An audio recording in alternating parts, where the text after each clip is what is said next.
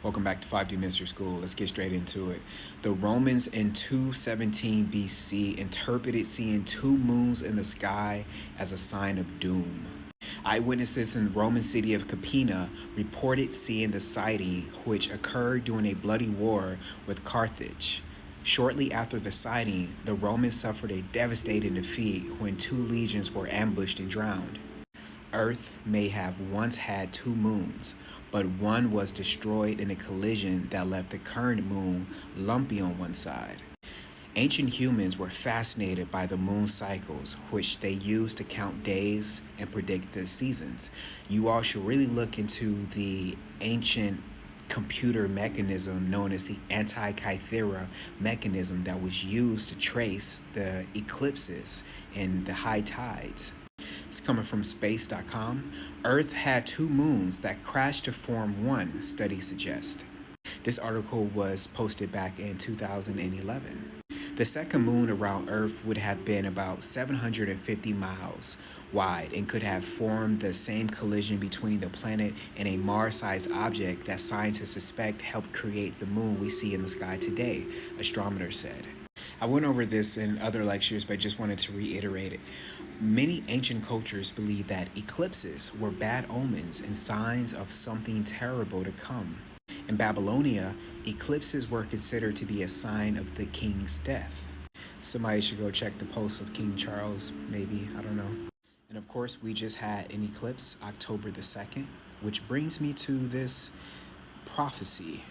Notre Dame says, there will be a solar eclipse more dark and gloomy than any since the creation of the world, except after the death of Christ. And it shall be in the month of October that a great movement of the globe will happen. And it will be such that one will think the gravity of the earth has lost its natural balance, and that it will be plunged into the abyss and perpetual blackness of space. Now, I find this pretty interesting because, we just recently had an eclipse, October the 2nd, 2024.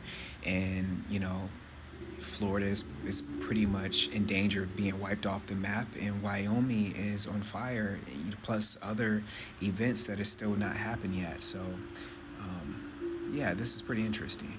And again, this video isn't to incite fear or anything, it's more to be informative. And you know how we have this the second moon, right? And somebody took a photo of the second moon, or they captured, and a lot of people are saying that it looks like Ezekiel's will. So this highlighted portion of this book that I'm reading, Doomsday 1999, stood out to me. It says that the beginning of the end of the present or fourth world is considered by the Hopi to have already started and will be consummated after the appearance of a now invisible star rushing toward Earth from space. And recently, I have been seeing this bright star that's flashing like a strobe light, different colors. And I saw people, put videos here on TikTok also inquiring about the nature of that star.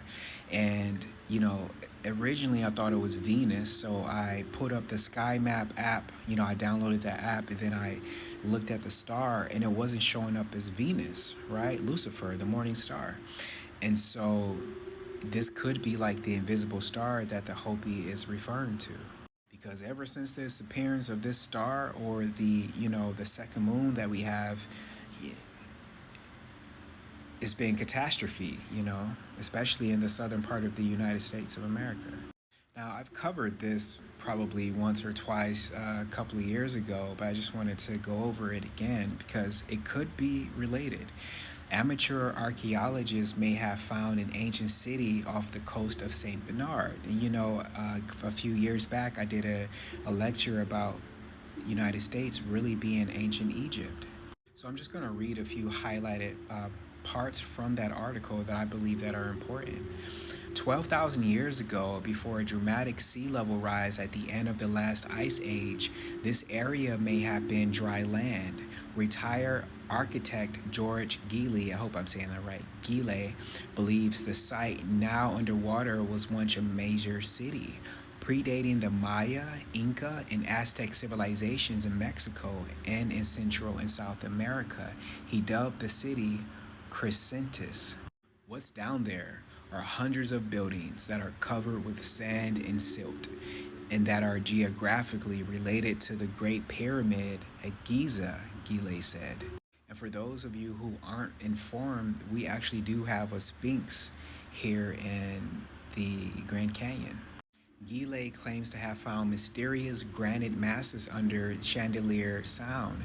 Granite is not native to Louisiana or Mississippi.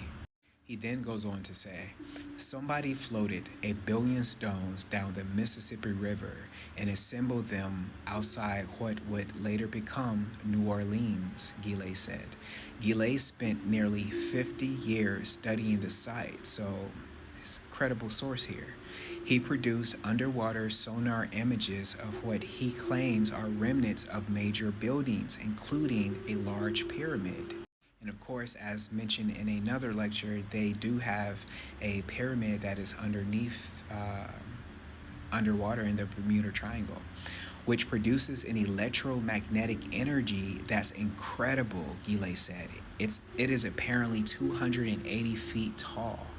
Everything will go out on your boat, all your electronics, Robin said, like as if you were in the Bermuda Triangle. That's exactly what we got here. Robin took Gile on 4 excursions to the site. He said for years, local fishermen have talked about catching strange square rocks in their nets near the Chandelier Islands. I thought right away it was pieces of the pyramid because it was right around right around where the compass spun. And lastly, all I know is somebody built a city 12,000 years ago and it stuck out in Chandelier. Whether or not they had someone on their shoulder who flew in with a UFO, I don't know. All I know is they left a whole lot of granite rocks out there. Gile has visited the site 44 times. Just to give you an idea of how close in proximity the Chandelier Islands, Chandelier Sound is to the Gulf of Mexico, here's a map, right? And this Category 5 potentially could turn into Category 6 hurricane is coming out of the Gulf of Mexico. There's just been a lot of strange activity associated with the Gulf of Mexico in general. So this last part I'm going to say, it could be a reach, could be related, maybe unrelated, but I just thought I should add it in. Not too far, it is quite of a distance, but isn't, I guess you consider it, close to the region. You have the large underground cave of giant crystals. Now, a crystal cave of this size could definitely affect the electromagnetic grid. Crystals are used in a large portion of electronics like watches and computers. Now, just like that city was underwater, I often ponder if this crystal cave was once above ground and if the inhabitants of, the ancient Americas, were they privy to this information? I personally, I really do find this to be astonishing. The last thing that I'll say is I can imagine these crystals coruscating and just pulsating and affecting the ley lines of the earth and, often contributing to mysterious events that especially go on in the Gulf of Mexico.